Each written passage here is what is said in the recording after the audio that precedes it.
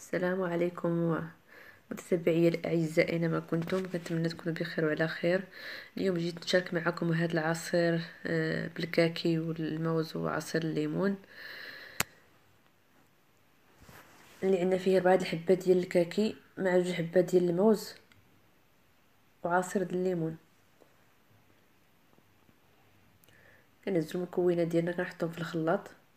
بالنسبه للليمون، انا عندي الليمون مندرين، كنقشرو كنديرو في الخلاط مع شويه الماء، كنعصرو كنصفيه من بعد هو باش كنطحن. صافي كنحطو في الخلاط ديالنا وكنزيدو عليه عصير الليمون.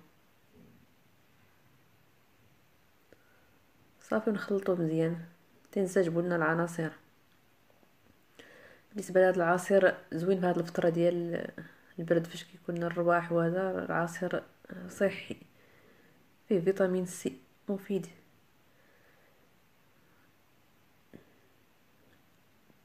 وكنطحنوا جيدا حتى كتخلطوا لنا العناصر مزيان.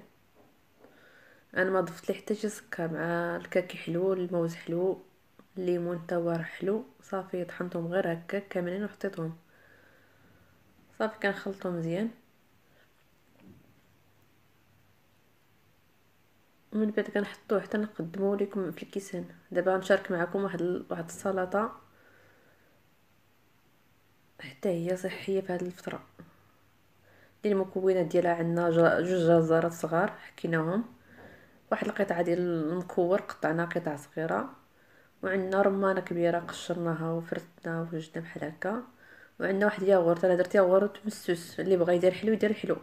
انا كيعجبني مع هاد الخضر كلهم حلوين، ما كاين نزيد الحلاوه.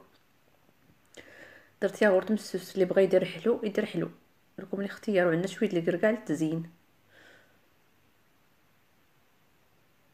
صافي كنخلطوا على المكونات. غنديروا ياغورت، تقدروا ديروا 2 ديال الياغورت. الانسان اللي بغى ياغورت يكون شويه باين يدير 2 على حسب الكميه ديال لاصالاد اللي غديروا.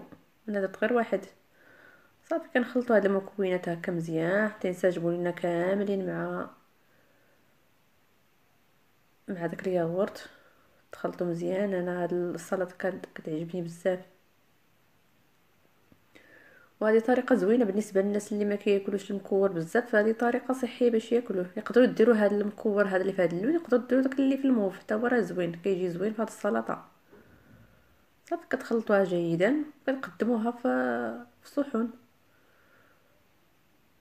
هكا حتى ينسجموا لنا العناصر مزيان.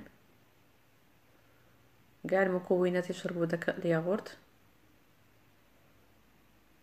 هكذا على هذه الطريقه.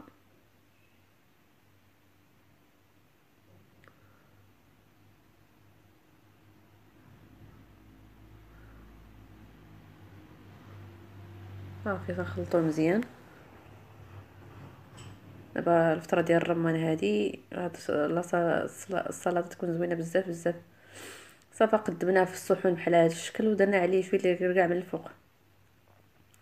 تقدروا تزيدوا حبه ديال الزبيب الا بغيتوهم، انا درت غير الكركاع.